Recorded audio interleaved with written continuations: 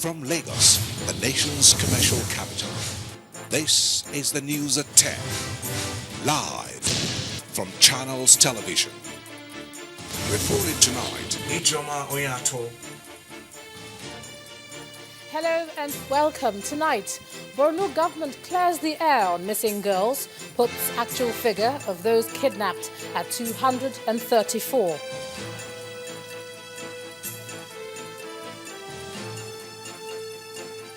Defense Ministry advises Nigerians on safety, says security should not be left in the hands of the military alone.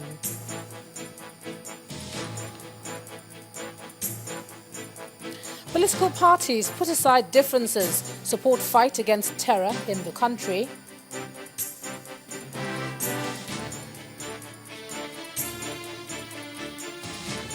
And hundreds of people in South Sudan killed in ethnic violence. On Business News tonight, the federal government asks state and local governments to replicate its unemployment eradication strategies. And on Sports News tonight, Chelsea and Atletico Madrid trade words ahead of their first semi-final clash in the UEFA Champions League.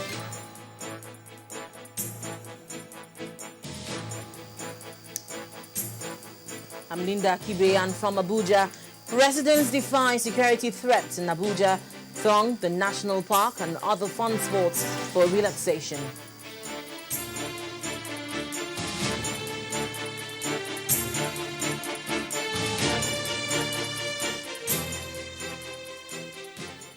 More revelations have emerged on the number of schoolgirls kidnapped from the government college Chibok in Borno State. Latest reports revealed by the school say 234 girls were actually kidnapped and not 129 as previously announced. Explaining the latest figure, the Borno government said that 129 of the captured students are science students, while 114 of them are in the arts. While the science students were still writing their examinations, others had concluded their schoolwork but had not left their school dormitory. The governor, Kashim Shettima, who visited the school today, announced that 234 girls had been abducted, but that 52 managed to escape. The governor would not give details of how the schoolgirls escaped, but the confusion over the numbers comes after the military said that all but 8 of the girls had been rescued. However, that claim was later retracted. With 8 more girls released today, it brings the number of girls freed to 52.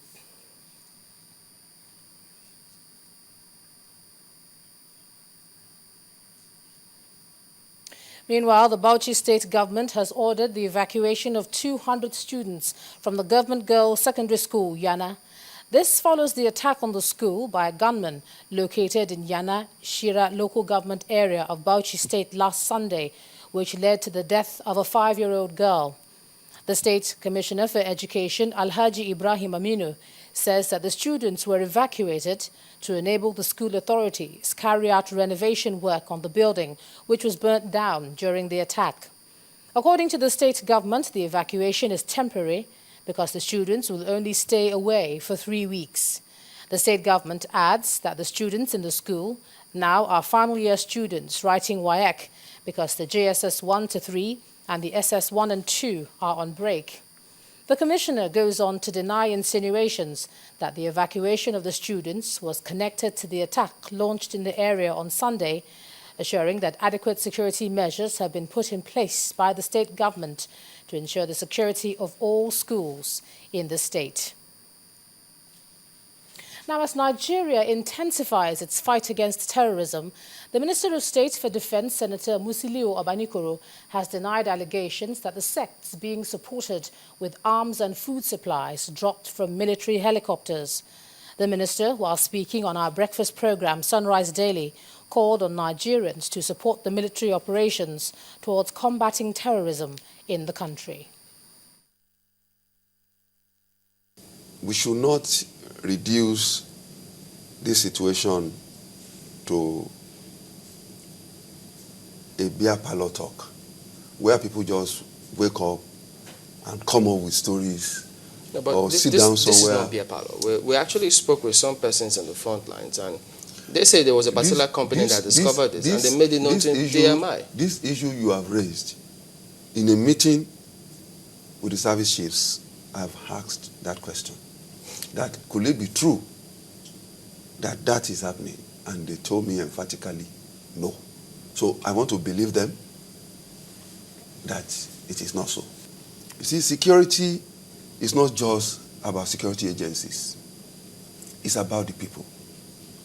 No matter the level of technology that you have, if you don't have the necessary support from the local community, it's going to be very difficult. And these things are not happening in isolation. It's happening within communities. And I believe it's about time that people stand up to the plate and give the kind of support that is needed to bring this thing to finality. We shouldn't lose sight of the fact that we were able to effectively bring the militancy in the Niger Delta to where it is today when the leadership there stood up and said enough is enough. Now to another troubling incident 2 months since a 19-year-old Godwin Ayogo was killed in Ghana. His parents say they've been told that the police have made headway in their investigations. The body of the late Godwin Ayogo, a 300-level student of Cape Coast University, was found on the campus ground, disemboweled and with stab wounds. The Nigerian High Commission in Ghana has been working with the Ghanaian police to unravel the mystery of the murder. In a chat with our correspondent Amarachi Ubani, the late Godwin's mother, Mrs. Lillian Ayogo, spoke of the shocking revelation in the murder case. Last week, precisely, the Nigerian ambassador over there called my husband to say that there's a headway, that they made some headway, and we're like, for the very first time, we are hearing there's a breakthrough in the investigation, and it was like, they got some guys. And the funniest part was that they are all Nigerian. My husband said, Nigerians? He said, yes. And most of those guys they caught were his friends. So meaning when those guys, because there was this chat we had when he died, that one of his friends said that all his friends are on the run. Why are they running? That if he says what he knows about the death of Godwin, his own life will be in danger. But for the boy to come up and tell us what he knows about it, he was nowhere to be found. So we were not there. We didn't even know what was going on. We were only acting on the information the roommate gave us. The Accra BNI, the maid is the Accra police investigation team that got this breakthrough. And in another incident, 2 men have been arrested for kidnapping a 10-year-old boy in Lokoja, the Kogi state capital, allegedly with the intention of using him for rituals. They were paraded at the Kogi state police headquarters, along with another suspect who was arrested for being in possession of an illegal firearm. The Commissioner of Police in the state, Seidu Madawaki, confirmed that Adams Baba and Mohammed Sani were nabbed by officers of the Police Intelligence Unit after they had tricked the boy into a car and attempted to take him to Abuja. It came like Judgment Day for 2 young men whose appetite to get rich quick, they said, pushed them into abducting a young boy in Lokoja. While parading these kidnappers and another suspect who was caught for being in possession of firearms at the state police headquarters in Lokoja, the State Police Commissioner Saidu Maidawaki said the suspects were arrested by some officers of the Police Intelligence Unit. Nemesis caught up with Adams Baba, who was 32 years old, and Mohammed Sani, who was 37 years old. Their intention was to use this 10-year-old boy for rituals in Abuja. A boy about 8 and 10 years of age was kidnapped and taken to Abuja for the purpose of ritual. So information gathered that led to the arrest of the suspects, 2 of them, and they made a confessional statement that they wanted to use him for ritual purpose. The 2 kidnappers, who are the boys' neighbors, appear to now realize the gravity of their offense as they push the blame onto one another. Mohammed Saliu gave me a boy to deliver to somebody. To do what with it? For ritual. So when he gave you the boy, why did you collect it? Why don't you do it? It's devilish. They kidnapped one boy from my compound. Who kidnapped him? Adams Yakubu. They arrested him and he mentioned my name that yes, I'm the one that give him the boy before he took it away. As it stands now, the police say they'll be charged to court after all investigations are carried out. And this, according to the police, would be done without delay.